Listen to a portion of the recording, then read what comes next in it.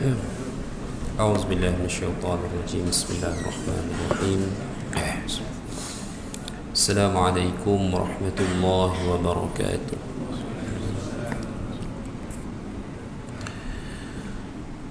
الحمد لله رب العالمين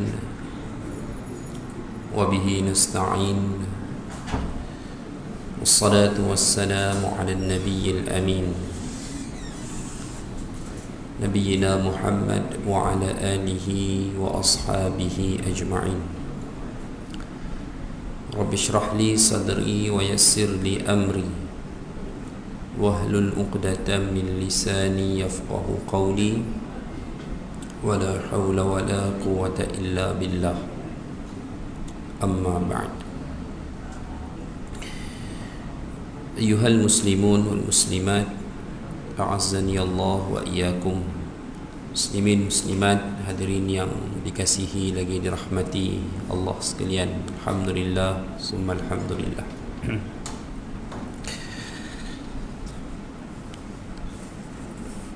Pada malam ini alhamdulillah kita dapat bertemu sekali lagi.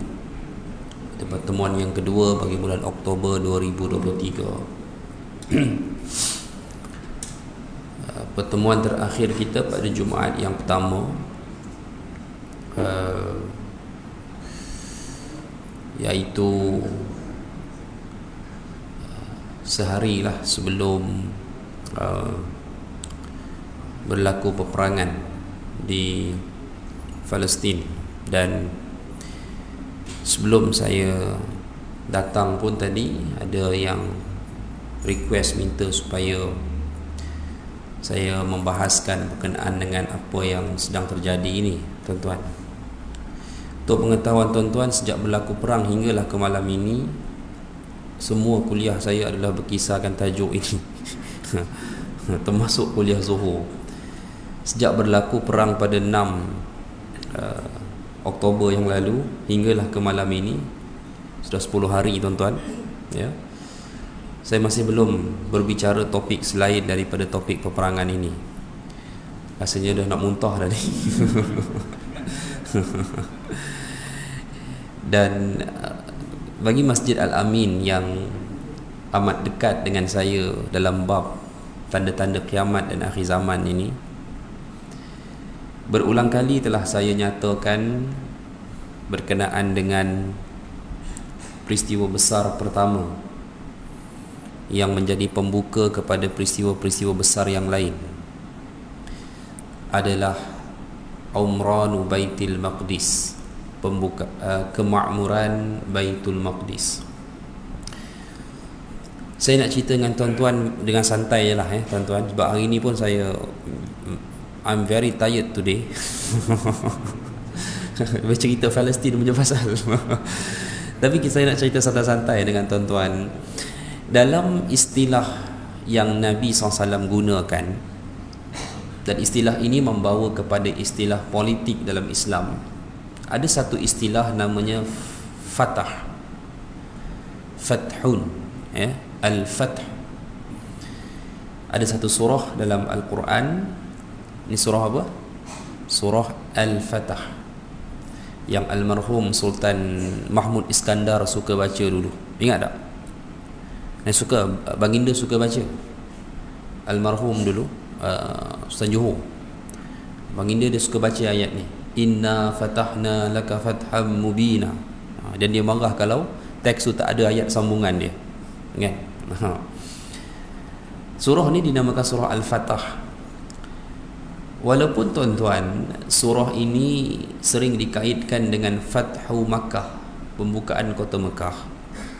Surah ini turun sebelum pembukaan kota Mekah. Ia turun ketika mana berlakunya perjanjian Hudaibiyah, yakni pada tahun ke-6 Hijrah. Akhir tahun lah, sebab peristiwa itu berlaku pada bulan Zulqa'dah. Dan pembukaan kota Mekah hanya berlaku hampir 2 tahun selepas itu, tepatnya pada 19 Ramadan tahun ke-8 Hijrah. Maknanya tuan-tuan, surah Al-Fatah yang mesejnya jelas membawa maksud kemenangan umat Islam turun 2 tahun sebelum pembukaan kota Mekah. Apakah maksud pembukaan yang disebut sebagai Fathu? Dalam siri akhir zaman hanya ada satu sahaja pembukaan yang Nabi sebutkan, iaitu Fathul Konstantiniyah, pembukaan Konstantinopel. Nabi tak sebut Fathu Baitul Maqdis, pembukaan Baitul Maqdis. Walaupun dalam hadis ada hadis tentang pembukaan Baitul Maqdis, yakni Fathu Baitul Maqdis ni wujud dalam hadis, tetapi dia bukan merujuk kepada peristiwa akhir zaman ini. Dia merujuk kepada apa yang berlaku di zaman sahabat lagi. Jadi tuan-tuan, apa yang tuan-tuan kena faham adalah perkataan fathu atau pembukaan itu merujuk kepada maksud pembukaannya yang pertama kali daripada dikuasai oleh kelompok kufar. Itu maksud fathu. Fathu Makkah, pembukaan kota Mekah, maksudnya umat Islam membuka kota Mekah sebagai kota kaum muslimin daripada tangan siapa? Daripada tangan musyrikin Mekah yang sebelum itu tak pernah. Itulah first lah, maknanya untuk umat Muhammad itulah first pembukaan kota Mekah, hanya berlaku pada tahun 8 Hijrah. Pada tahun 9 Hijrah, tahun tu dipanggil sebagai Amul Fatah, tahun pembukaan. Apa maksud tahun pembukaan? Berlakunya pembukaan daerah-daerah di sekitar seluruh semenanjung tanah Arab, yang mana kebanyakannya berlaku dalam bentuk ketua-ketua kerajaan yang merupakan ketua kabilah datang bertemu dengan Nabi, berdamai, dan sebahagian besarnya menawarkan untuk masuk Islam. Jadi secara tak langsung daerah tersebut, daerah kabilah tersebut dan kerajaannya dibuka. Fatah maksudnya, Fataha dalam bahasa Arab makna buka, ya, sebagai wilayah di bawah kaum muslimin. Jadi saya nak tanya tuan-tuan, Fathu Baitul Maqdis ni dah berlaku ke belum? Pembukaan Baitul Maqdis ni dah berlaku ke belum? Dah berlaku. Bila? Iaitu berlaku pada tahun ke-16 Hijrah. Waktu itu khalifah adalah Umar Ibn al-Khattab radhiyallahu anhu. Berlakunya pembukaan Baitul Maqdis. Jadi pembukaan Baitul Maqdis dah berlaku. Sebab tu Nabi kata sebut dalam sebuah hadis, u'dud sitan baina yadai sa'ah, hitung 6 perkara yang akan berlaku di hadapanku. 3 perkara tu Nabi sebut perkara yang dekat dengan Nabi, Fathu Baitul Maqdis, pembukaan, lalu diikuti oleh apa? Lalu diikuti oleh penyakit mauti, Nabi kata kewafatanku. Kemudian Fathu Baitul Maqdis, 5 tahun selepas kewafatan Nabi berlaku pembukaan Baitul Maqdis zaman Umar. Setahun selepas tu berlakunya wabak penyakit yang menimpa seperti matinya sekawanan kambing tu, wabak ta'un di bumi Syam. 60,000 penduduk Syam, 45,000 mati dalam wabak tersebut. Ya, baik. Jadi sekarang ni kita tak cerita dah tentang Fathu Baitul Maqdis, pembukaan Baitul Maqdis, tak ada dah. Okey. Jadi yang akan berlaku ni apa? Dia panggil pembebasan. Sebab itu Salahuddin Al-Ayyubi dia tak buka Baitul Maqdis. Mana Baitul Maqdis dah dibuka oleh Umar.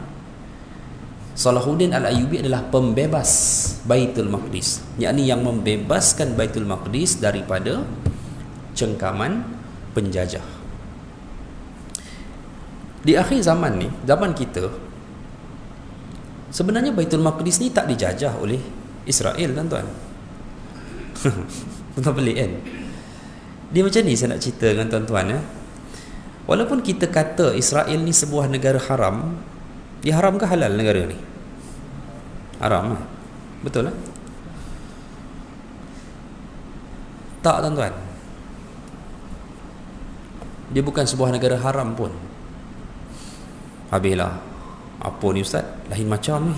Kan? Tuan-tuan nak kata haram macam mana? Tuan-tuan bilang berapa negara Islam yang iktiraf kedaulatan Israel? Turki Jordan, Mesir, Sudan, Maghribi, Bahrain, United Arab Emirates, ada lagi tak? Arab Saudi itu dah lama dah di kepala, cuma dia tak declare je. Jadi kat mana kita nak kata dia haram? Satu. Yang kedua, tahun 1993 Yasir Arafat sendiri menyerahkan 60% tanah Palestin menjadi wilayah Israel. Jadi kita berhenti je lah tuan-tuan untuk memainkan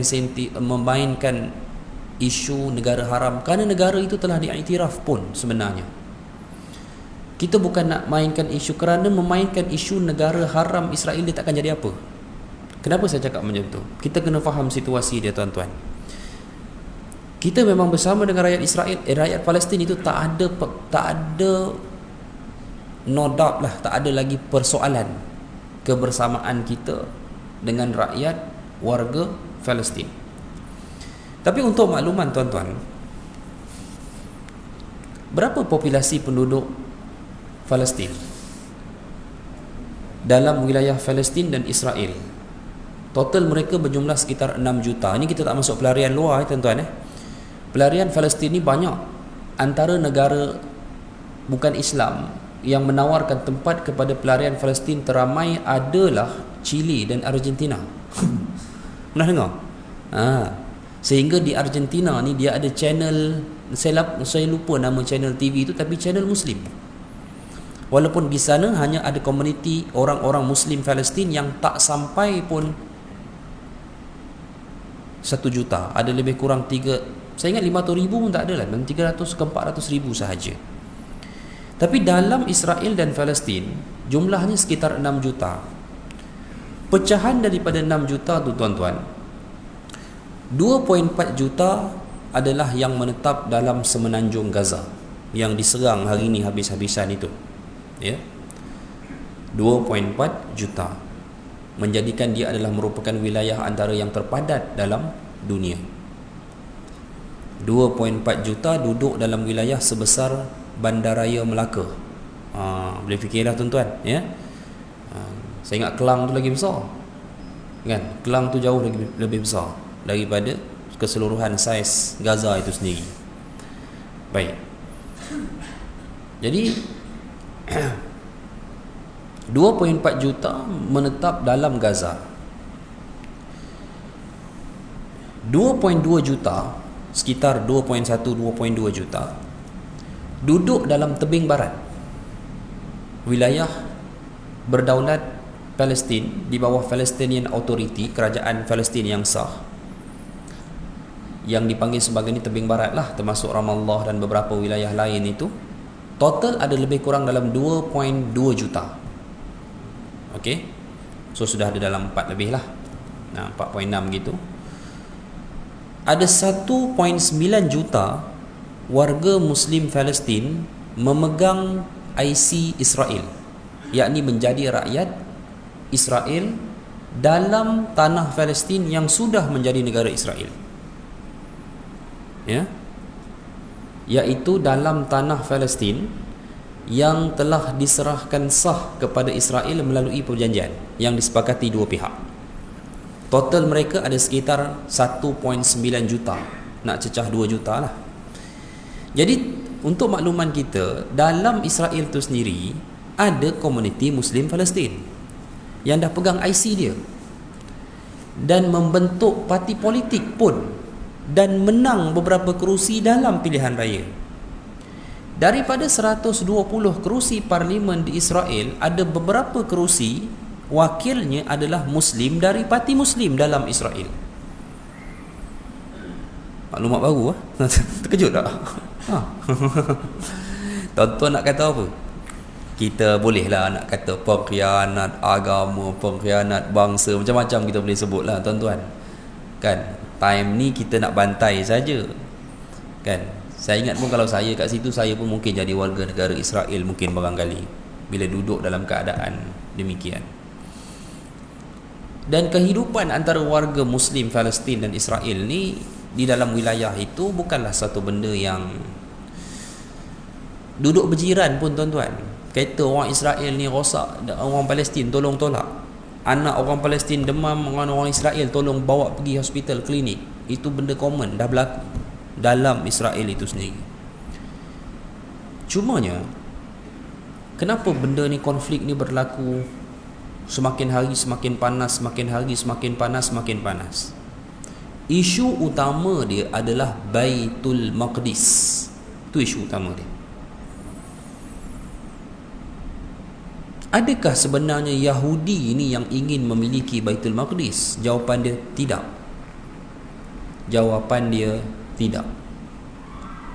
Habis ni selama ni kita tengok 70 tahun mereka masuk dalam tu, mereka rampas dan mereka menginginkan tanah Baitul Maqdis. Tuan-tuan cek balik, kita cek balik siapa yang bawa Israel masuk, siapa yang bawa Yahudi masuk? British. Harus diingat tuan-tuan, cerita Yahudi di Palestin ni, dia baru bermula sekitar 100 tahun yang lalu, apabila British jajah Palestin pada tahun 1917 dan dia bawa saki-baki mangsa Holocaust daripada Eropah. Holocaust tuan-tuan pernah dengar? 1933 hingga 1945. 6 juta Yahudi mati dibunuh tentera Nazi. Kemuncak peristiwanya adalah pada tahun 1942. Ya, 6 juta mati, tuan-tuan. Mati. Orang Yahudi ni, dia dilanyak oleh Nazi lebih dahsyat daripada orang Muslim dilanyak Israel. Itu fakta dia. Ustaz ni ajen Israel ke? Dengar dulu tuan-tuan, dengar. Kan? Kalau kita tak faham, memang kita keliru tentang cerita ni. 6 juta mati daripada tahun 1933 hingga 1945. Paling dahsyat dalam peristiwa Holocaust ni 1942. Ribuan kontena diisi dengan orang-orang Yahudi, disumbat, dilepaskan gas beracun, mati dalam kontena. 1942. Yang akhirnya pada 1945 menghasilkan simpati dunia bahawa orang Yahudi perlu ada tanah yang merdeka. Tak apalah tuan-tuan, kita pun setuju kalau kita hidup zaman tu. Persoalannya, kenapa British bawa mereka masuk ke Palestin? Itu persoalannya. Yang pada waktu itu Yahudi itu pun bingung tuan-tuan memikirkan. Ya, kami appreciate British nak selamatkan kami. Selepas peristiwa Holocaust, daripada 9 juta komuniti Yahudi tinggal 3 juta tuan-tuan, komuniti Yahudi pada waktu itu. Tetapi mereka pun bertanya, kenapa selamatkan kami, bawa kami ke Palestin? Yang menyebabkan kami terpaksa bergasak pula dengan warga penduduk asal tanah Palestin ini. Sedangkan pada waktu itu ada sebuah negara Afrika yang mempunyai penduduk Yahudi Ortodoks, orang African.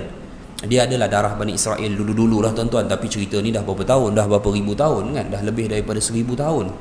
Ya, dah mencecah hampir 2000 tahun pun sejarah Nabi Isa dengan kita pada hari ini. Jadi sekalipun mereka ada darah Bani Israel, mereka dah duduk di tanah Afrika, dah jadi African pun, jadi orang hitam, tapi mereka masih mengekalkan agama Taurat itu, Yahudi. Negara tu menawarkan kepada Uganda, saya lupa nama negara tu.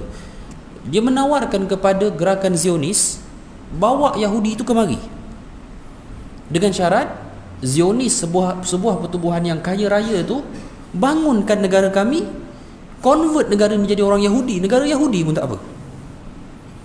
Sebab apa mereka sanggup tuan-tuan? Negara tu sanggup. Uganda tak silap saya. Kenapa dia sanggup? Sebab komuniti Yahudi yang duduk dalam negara dia tu baik, tuan-tuan. Baik. Termasuklah Yahudi-Yahudi yang nak dibawa masuk tu. Sebab mereka ni mangsa kekejaman.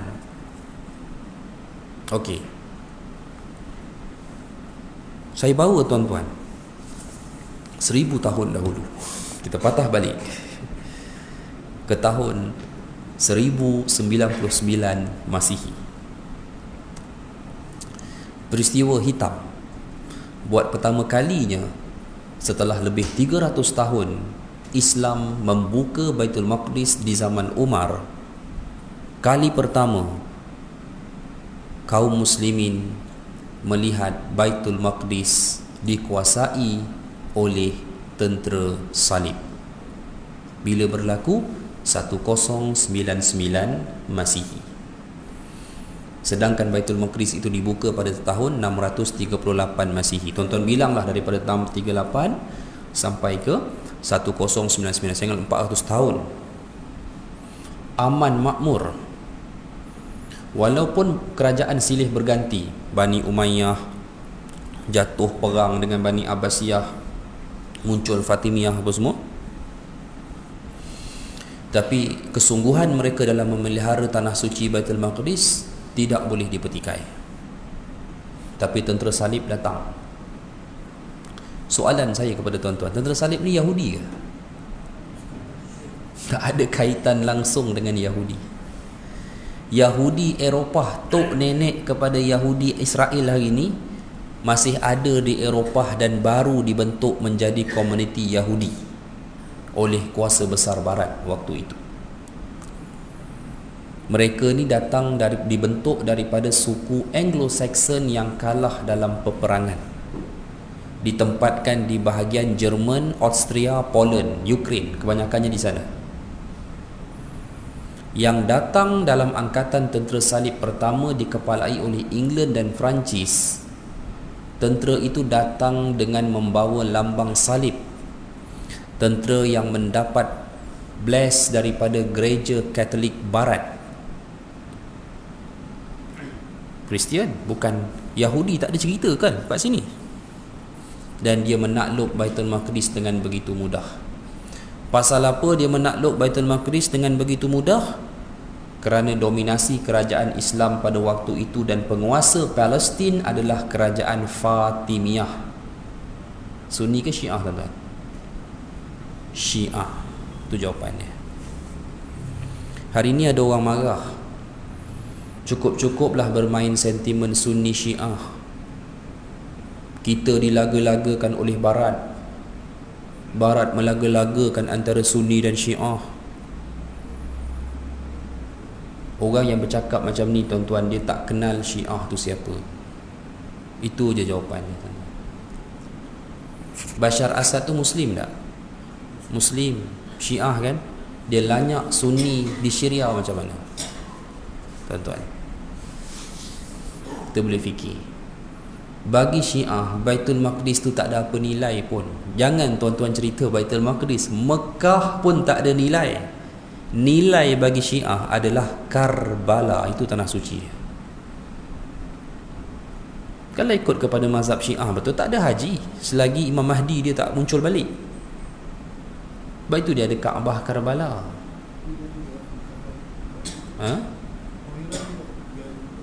Pergi, memang pergi, tuan-tuan. Kalau ikut sebenar dia, tak ada. Sebab itu dia haji ke tak haji ke, haji dia yang sebenar adalah di Karbala. Ini kerajaan Fatimiyah, Syiah dulu. Kerajaan Fatimiyah langsung tidak melakukan apa-apa tindakan ketenteraan apabila mereka mengetahui kedatangan tentera salib menuju ke Baitul Maqdis. Dia tak buat apa. Tuan-tuan, siapa jatuhkan kerajaan Saddam Hussein? Perang Amerika. Siapa bagi Amerika jalan untuk masuk ke Iraq? Dua-dua ekor tu hidup lagi, tuan-tuan. Muqtada Al-Sadar dan Ayatollah Ali Sistani. Berpengkalan kedua-duanya di Najaf, Iraq. Alhamdulillah, tuan-tuan, jabatan agama kita di Malaysia ni semua tegas dengan Syiah. Walaupun kita tak declare terkeluar daripada Islam, kita declare dia sebagai ajaran sesat. Walaupun ada kelompok komuniti Syiah ni di Malaysia, mungkin tak ada ramai pun, tuan-tuan.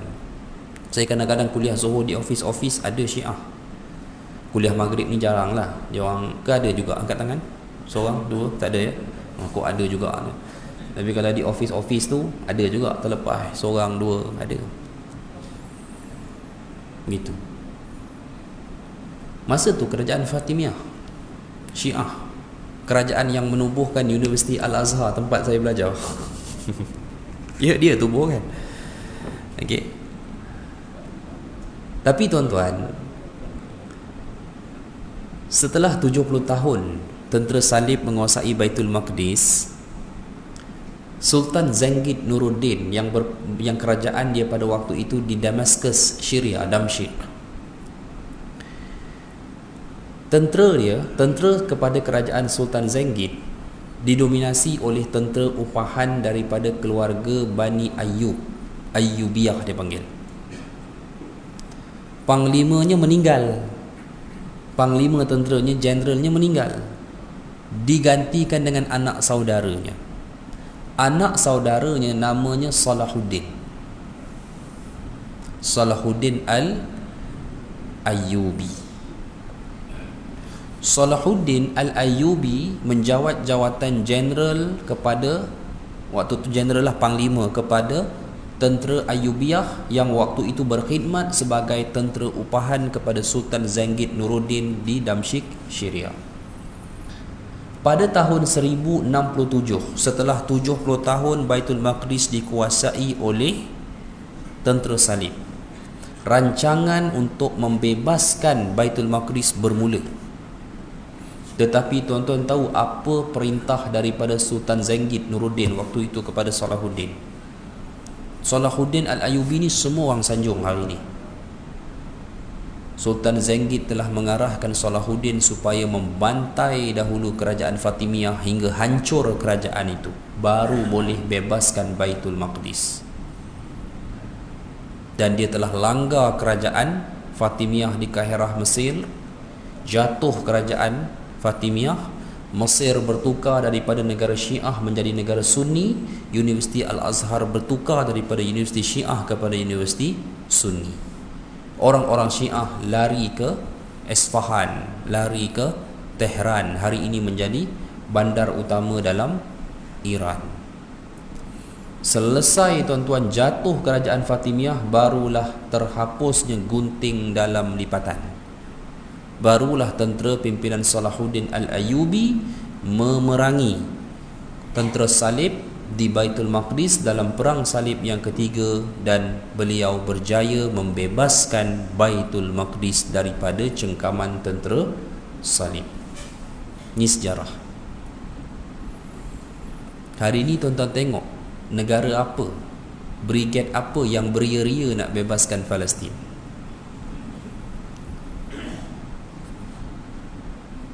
Hamas, Sunni. Hamas ni sebuah parti politik tuan-tuan. Tuan-tuan tak boleh judge orang yang tak setuju dengan Hamas sebagai orang yang menyokong Israel. Ada orang dia setuju dengan Hamas, ada orang dia tak setuju dengan Hamas. Hamas bukan agama tuan-tuan. Hamas adalah sebuah parti politik dalam Palestin yang ada organisasi pentadbiran dia yang bertanding dalam pilihan raya di Palestin. Hamas pernah berperang dengan parti Fatah, parti pemerintah, secara peperangan senjata yang meragut nyawa hampir 300 orang di kedua-dua belah pihak. Ini fakta. Hamas Fatah pada tahun 2006 berakhir pada tahun 2007. Okey? Jadi tuan-tuan, kalau tanya orang Palestin sendiri, mereka sendiri pun ada yang setuju dan tidak, kerana dia adalah entiti politik di dalam Palestin. Jadi kita sambung insya-Allah selepas azan Isya. Allahu a'lam.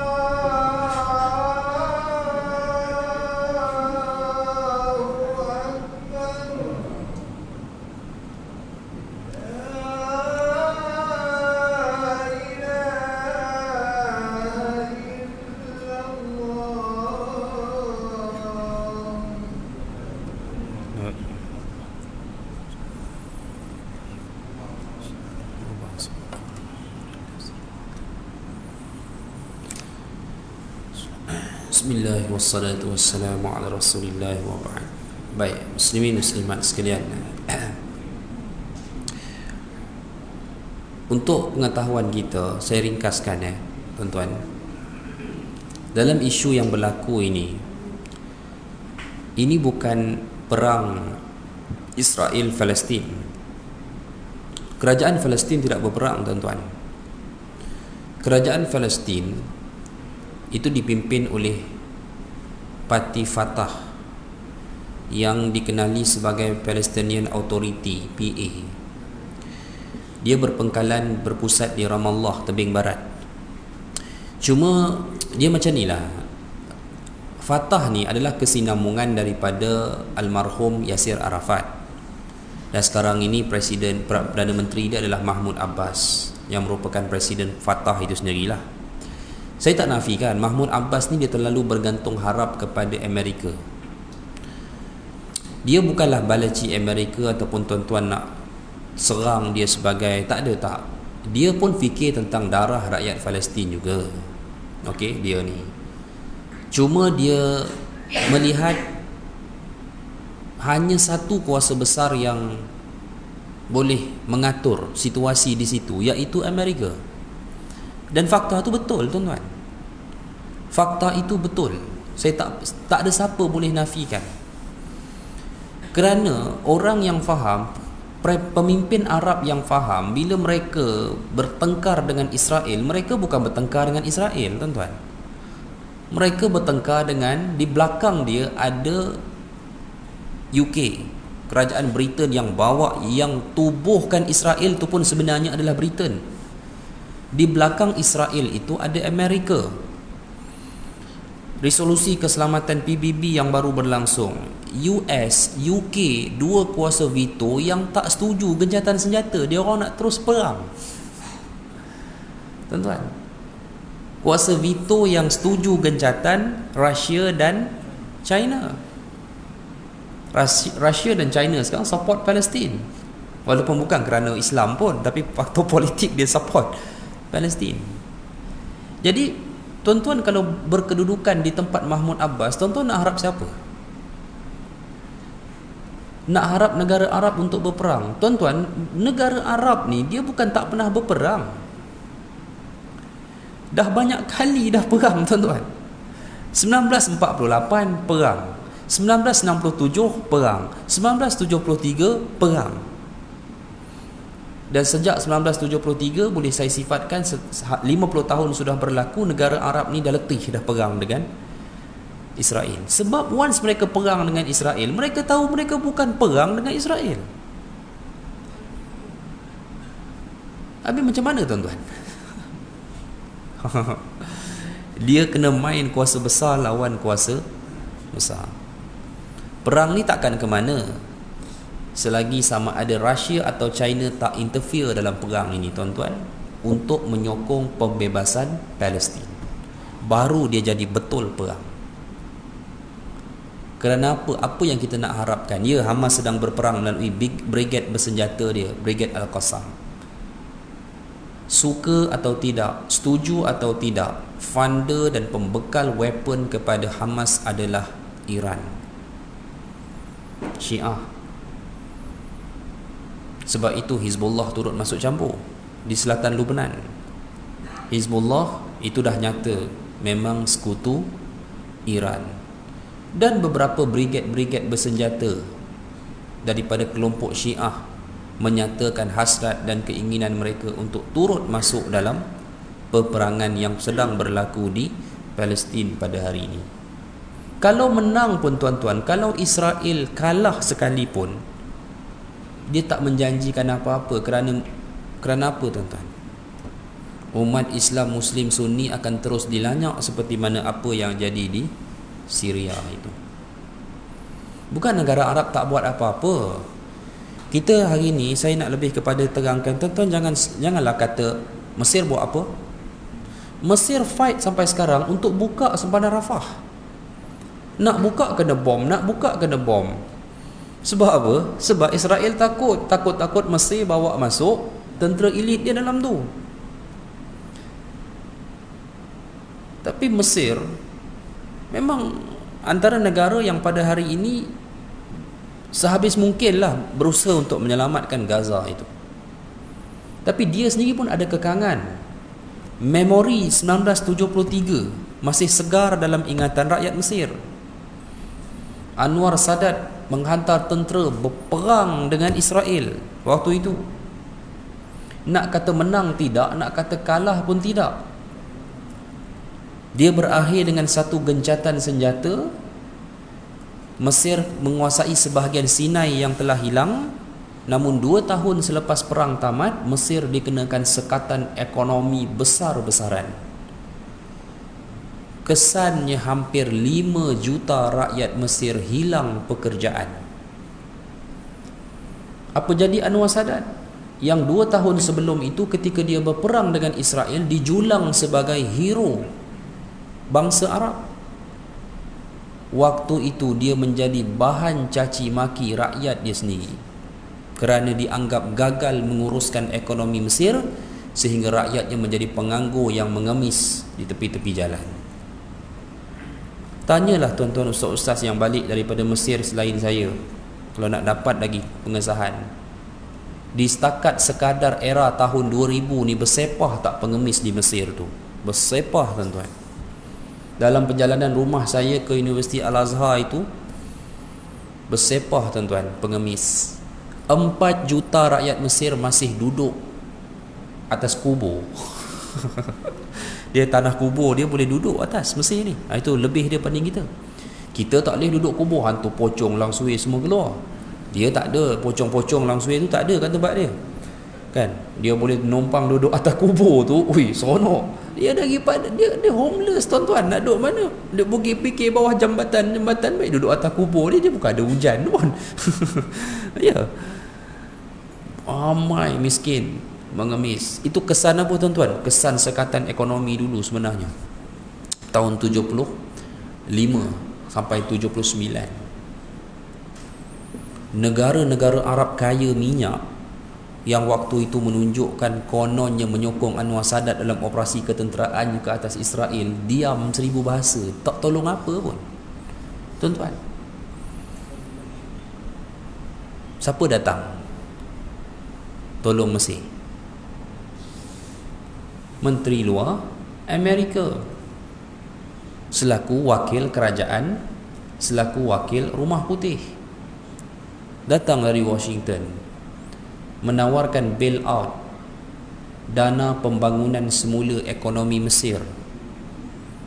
Antara yang ditawarkan, Mesir akan memiliki Egypt Mediterranean Gas, galian gas, syarikat galian gas yang dah ada pun pembelinya Israel lah.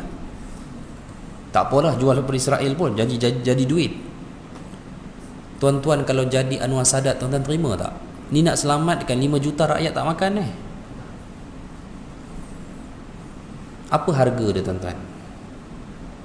Sebatang pen yang harus dipegang oleh Anwar Sadat, turunkan tanda tangannya mengiktiraf kedaulatan sebuah negara bernama Israel. Habis. Sekaligus Mesir, negara yang menjadi tulang belakang 3 perang besar Arab dan Israel, menjadi negara pertama yang mengiktiraf kedaulatan Israel. Tuan-tuan, jadi bukan dia tak nak berperang kan, dia nak perang. Arab ni memang suka perang, tuan-tuan, tapi itulah keadaan dia. Sebab itu perang ni dia masih awal lagi, dan sebenarnya dia masih awal lagi. Tak ada siapa di kalangan kita boleh buat apa-apa conclusion, melainkan yang pasti orang awam, warga Palestin adalah mangsa daripada situasi dan keadaan ini. Itulah dia keadaan ni setakat ni. Betul, saya pun tak ada apa-apa komen saya hanya 2 setakat ni. Pihak yang sedang berperang dengan Israel pada hari ini bukanlah pembebas dan pengaman bumi Syam dan Baitul Maqdis seperti apa yang ada dalam hadis. Bukan. Jelas. Yang kedua, apa pun expectation kita daripada peperangan ini, Yahudi akan tetap terus ada di bumi Syam hingga turunnya Nabi Allah Isa alaihi salam. Ini fakta. Sebab apa, tuan-tuan? Setelah Nabi Isa turun dan membunuh Dajjal, barulah akan berlakunya perang memerangi Yahudi yang terakhir. Berlaku di mana? Berlaku di bumi Syam. Maknanya mereka ada lagi, masih ada tentera yang boleh berperang pun setelah turunnya Nabi Allah Isa alaihi salam. Jadi, tuan-tuan, apa pandangan tuan-tuan? Kita kirimlah doa yang tidak putus. Semoga Allah memberikan keredaan dan darajat yang tinggi kepada hamba-hambanya yang Allah berikan dengan ujian fitnah peperangan, ya, buat masa ini di sebuah tanah yang bernama Palestin. Yang jelas orang awam mereka lah yang menjadi mangsa. Ada soalan, tuan-tuan? Silakan. Ya. Apa yang Israel nak? Apa yang Israel nak? Dia nak Baitul Maqdis secara keseluruhan. Dan itu tidak pernah dilepaskan, tidak pernah diizinkan oleh mana-mana pihak kaum muslimin, baik Fatah, baik Hamas. Bahkan yang menjadi kesulitan dalam perjanjian damai Israel-Jordan 1994, hak pengurusan Baitul Maqdis diserahkan kepada keluarga Jordan. Itu yang dia nak. Israel bukan tak nak hidup dengan orang Palestin. Dia nak hidup. Dia okey je, tuan-tuan. Buktinya 1.9 juta warga Palestin menjadi warga negara Israel. IC biru, boleh mengundi. Ya. Kalau nak bagi, baik-baik dia bagi IC merah kan. Kalau dia mengundi, for sure dia akan mengundi. Tak, bagi IC biru, mengundi. Yang biasa. Dah kalau dia daftar mengundi di kawasan yang tidak ada parti Islam, parti Yahudi lawan parti Yahudi, dia mengundi, dia nak pangkah siapa? Tak keluar mengundi. Ya. Lah, tuan-tuan. Macam mana? Palestin nak apa pula? Ni very complicated. Israel ni clear dia nak apa, tuan-tuan. Tapi sebelum saya lanjutkan Palestin nak apa, sambil masa sikit boleh tuan-tuan Tuan-tuan pun tak ada apa kan? Ada bola malam ni? Tak ada? Tak ada. Kalau bola kita berhenti. Untuk pengetahuan tuan-tuan, saya pernah cerita pada tuan-tuan, Yahudi ini dia terbelah dua. Satu ni yang ahlul kitab ni, Yahudi betul-betul Yahudi. Yahudi betul-betul ni dia tak mau pun Baitul Maqdis tu. Sebab apa? Bukan dia tak mau, dia dapat kawasan ibadah dia cukup lah. Tapi dia tak mahu pun ke arah pembinaan dan merampas seluruh Baitul Maqdis dan pembinaan Israel ni, sebab mereka ni adalah Yahudi kitab yang beriman tidak ada lagi tanah yang dijanjikan untuk kami. Habis, full stop. Sebab itulah tuan-tuan tengok, dia orang ni kadang-kadang bergaduh dengan polis Israel sendiri, membela Palestin. Yang tu clear. Tapi kelompok ni kecil ni tuan-tuan. Kelompok ni bawah 10% di Israel. Yang tuan-tuan tengok angkat bendera Free Palestine tu, tapi rabai Yahudi, segmen panjang, pakai kot hitam cuba. Dia bukan berlakon, memang betul. Dia memang orang yang ikut kitab, tak ada lagi tanah yang dijanjikan. Serah balik pada Palestin, kita aman damai, boleh beribadah macam biasa. 90% komposisi population Yahudi Israel yang ada pada hari ini dibawa daripada Eropah oleh British. Yang saya cerita 1000 tahun dulu baru dibentuk menjadi warga Yahudi sekular yang tak faham pun Yahudi tu apa. Jauh sekali darah keturunan mereka ada kaitan dengan Bani Israel yang Allah cerita dalam Quran. Lagi tak ada. Sebab itu kalau ada ustaz-ustaz dia mari dia cerita tentang Yahudi Israel hari ini, dia pergi kait dengan Bani Israel dalam Quran, enggak nyambung pak. Tak ada kaitan sama sekali cerita ini. Cerita Bani Israel ini cerita Yahudi hari ini. Dia komuniti baru yang dibentuk 1000 tahun dulu oleh kuasa barat. Jadi Yahudi sekular. Sebab tu saya kata tadi, pada peringkat awal ketika British nak selamatkan dia orang saki-baki peristiwa Holocaust. Holocaust ni pun British cipta. Barat yang cipta walaupun yang bunuh Nazi. Macam mana dia bermain? Tonton kenal Hitler walaupun tak pernah hidup zaman Hitler kan. Misai dia semua orang kenal. Hitler ni dia pantang ada orang nak lawan dia. Barat hidupkan propaganda orang Yahudi nak lawan Hitler. Janganlah berterima kasih dengan Hitler tu tuan-tuan, bunuh orang Yahudi. Tak adanya orang Yahudi tu nak pergi lawan Hitler. Tapi benda tu dimomokkan. Hitler pergi bantai dia orang habis dalam peristiwa Holocaust Perang Dunia Kedua tu. Barat yang bentuk dikepalai oleh British untuk apa? Untuk British membentuk simpati dunia dan sokongan dunia orang Yahudi perlu ada negara. Pasal apa British ni beria sangat nak Yahudi ada negara dan di Palestin pula tu? Sebab dia nak gunakan orang Yahudi ni untuk rampas Baitul Maqdis. Dia tak nak guna dia. Sebab tu hari ni tuan-tuan, orang letak bendera Israel depan restoran, depan surau, depan masjid. Apa tak letak sekali bendera Great Britain kat situ? Itu kepala dia yang bagi jalan Israel tubuh negara. Sampai sekarang dia masih sokong. Rishi Sunak, Perdana Menteri Britain, siap pakai kopiah kecil tu lagi. Kan? We stand with Israel. Jelas, clear dia sebut. Tapi dunia dah tak nampak Britain, dunia nampak Israel. Nampak tak macam mana dia orang boleh mempergunakan sentimen itu. Seperti saya kata tadi, pada peringkat awal British bawa mereka, konon nak selamatkan mereka, tapi pergi bawa Palestin. Dia orang berfikir, kenapa bawa kami ke sini? Dah kami kena berlanyak pula dengan orang warga Arab Palestin.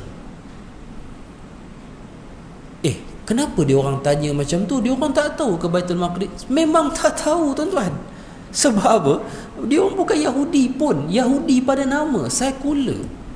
Tak ada nilai pun tanah. Selepas itulah baru naratif diwujudkan, ini tanah kaum Yahudi, ini tanah kerajaan Daud. Itu sebab itu akhirnya dibuat mitos bintang segi 6 tu adalah Star of David.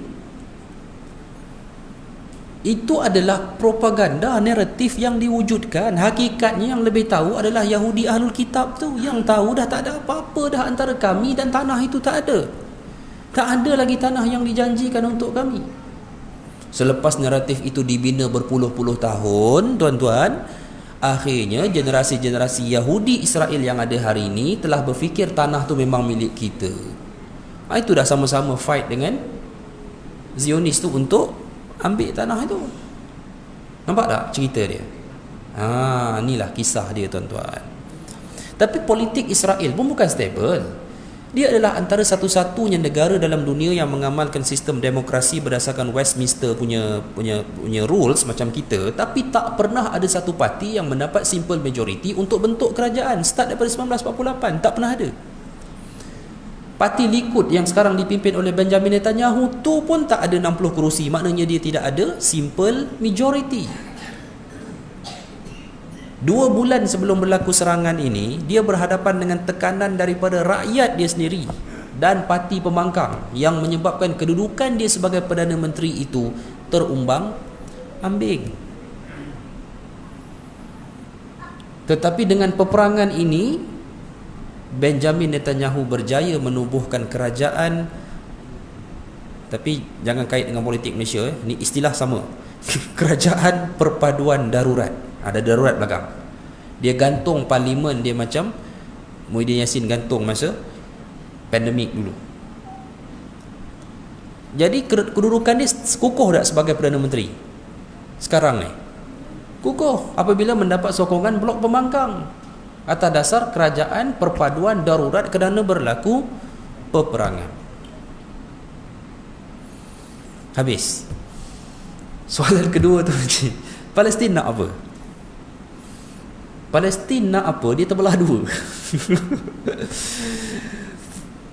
Palestin, Fatah, dia nak perjanjian 1967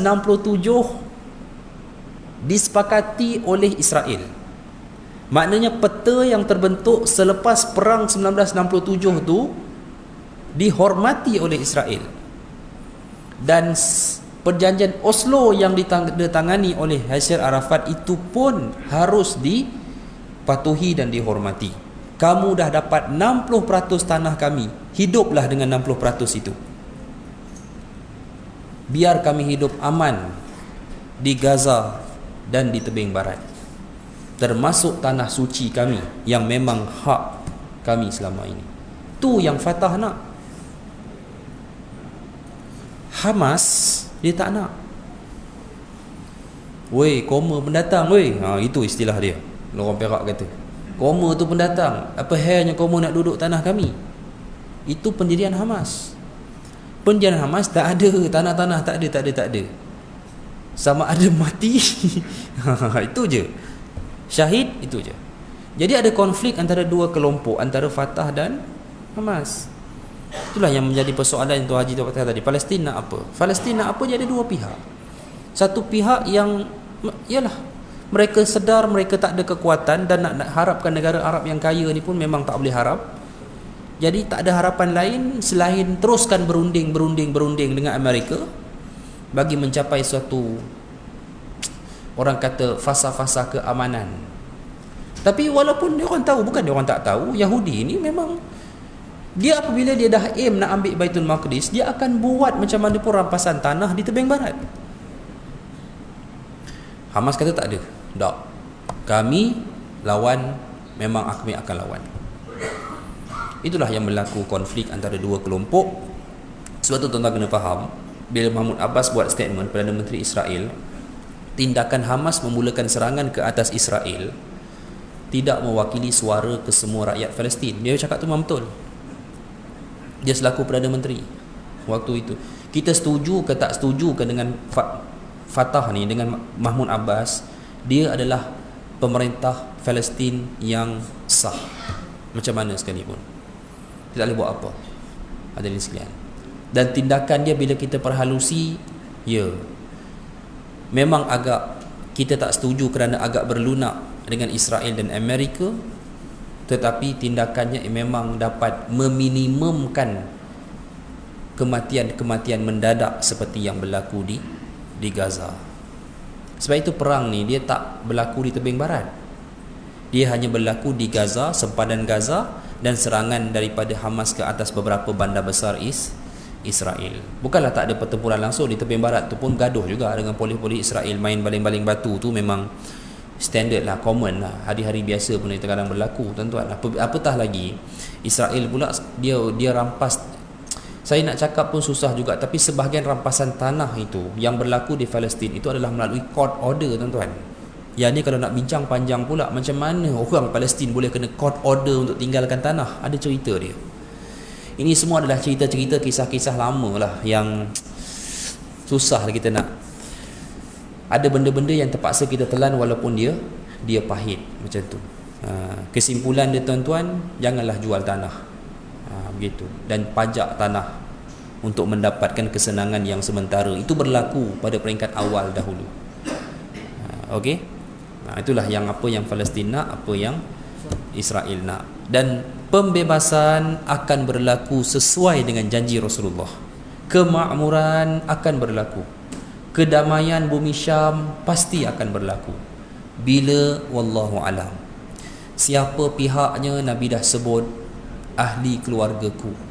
Tunggu je lah tuan-tuan, ahli keluarga Nabi yang mempunyai negara, wilayah dan ketenteraan datang untuk spark sebuah peperangan bagi pembebasan total bumi Syam dan Baitul Maqdis.